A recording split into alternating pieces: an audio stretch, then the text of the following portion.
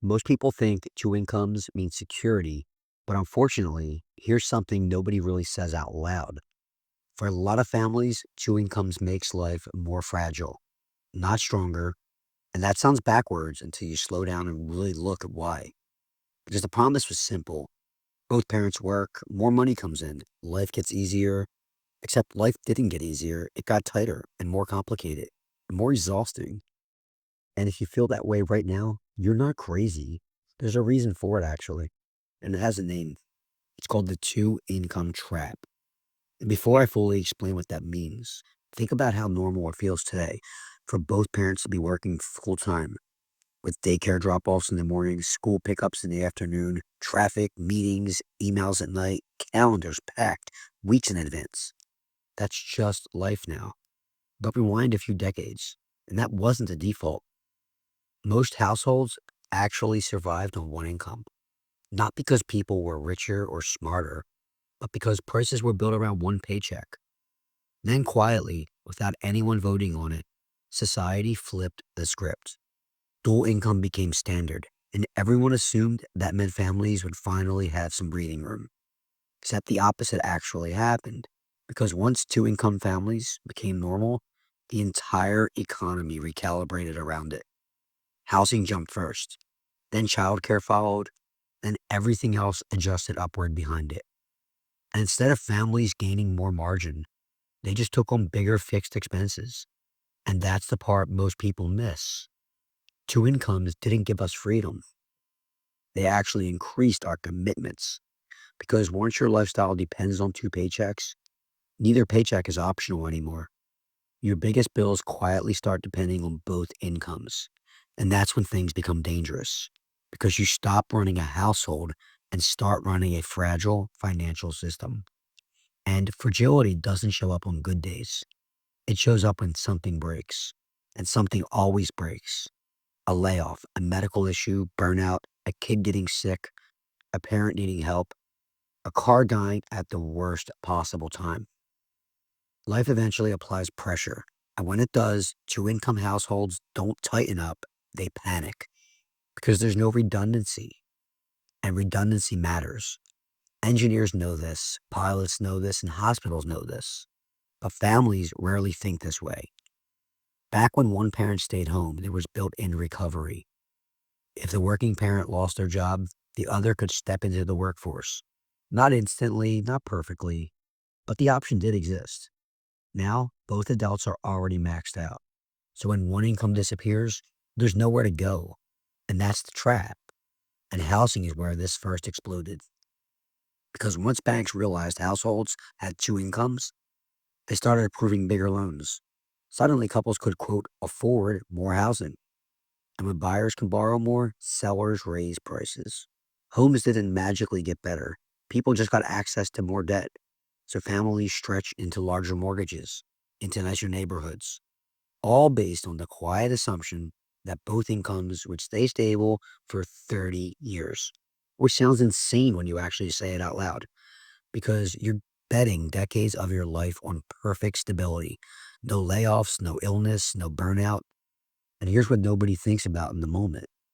The bigger the house, the bigger everything else becomes too. Taxes, insurance, utilities, maintenance. So you're locked into higher costs before you even hang pictures on the wall. And then add daycare, which is basically a hidden tax on two income households. Sometimes one entire income goes straight to childcare.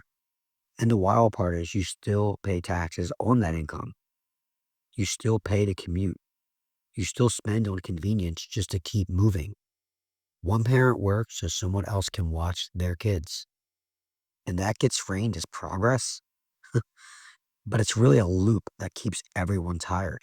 And exhaustion itself becomes expensive because when both parents are wiped out, everything costs more. What I mean is that you grab takeout instead of cooking, you click buy now instead of planning, and emotionally, this wears people down because every day turns into logistics. You're not living anymore, you're managing. And after years of that, something subtle happens. You slowly lose your sense of agency. You stop feeling ahead. Everything feels reactive. like you're always responding instead of building. And psychologically, that messes people up because on paper, you make more money than your parents did, but you feel behind, cash poor, one bad month away from stress. And that's where people start blaming themselves, thinking they're bad with money. When the real issue isn't income, it's actually fixed costs. Once your lifestyle requires two incomes, you lose flexibility. And flexibility is what keeps panic away. You become what I call high income fragile. It looks good from the outside, but feels terrifying on the inside. And this is why so many people stay in jobs they hate. It's not laziness, it's math. Two income households depend on steady paychecks and employer benefits.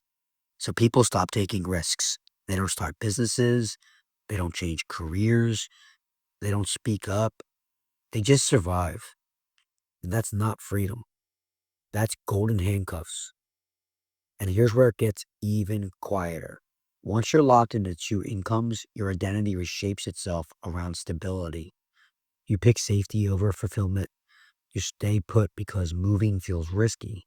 You tell yourself now isn't the right time. And years pass, and someday never arrives.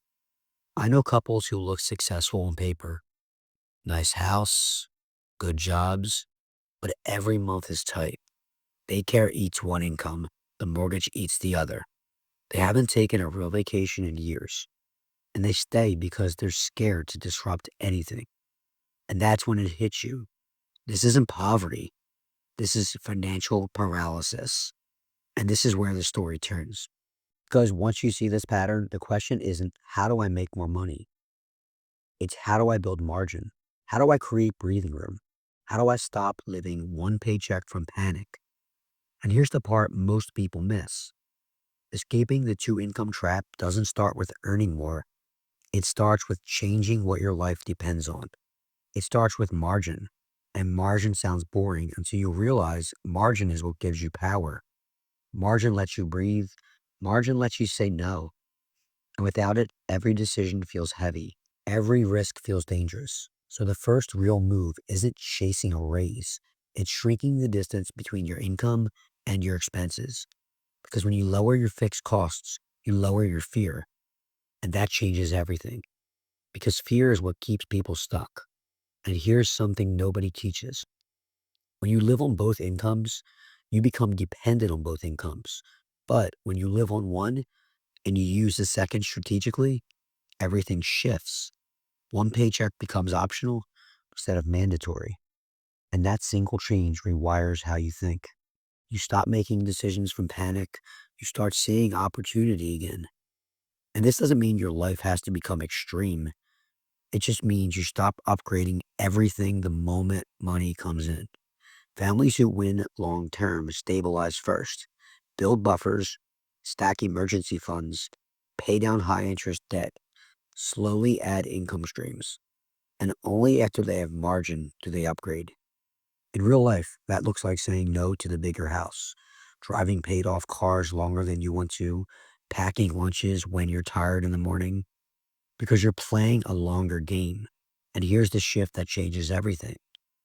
Wealth isn't having more stuff. Wealth is having more options. It's being able to walk away. And you don't get that by stacking paychecks. You get that by stacking margin, stacking assets, stacking optionality. And once you create breathing room, your time comes back.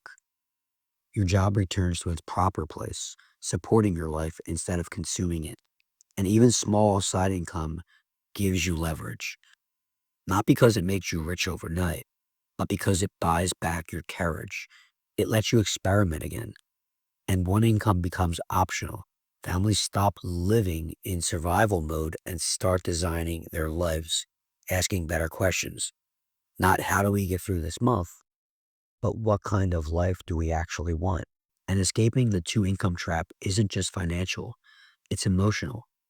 It requires resisting lifestyle creep, getting comfortable looking different, having honest conversations about priorities. And here's the part I want you to stay for, because this is the real takeaway. Kids don't remember the size of the house. They remember who was present. They remember energy, weekends, laughter, and parents who weren't always overwhelmed.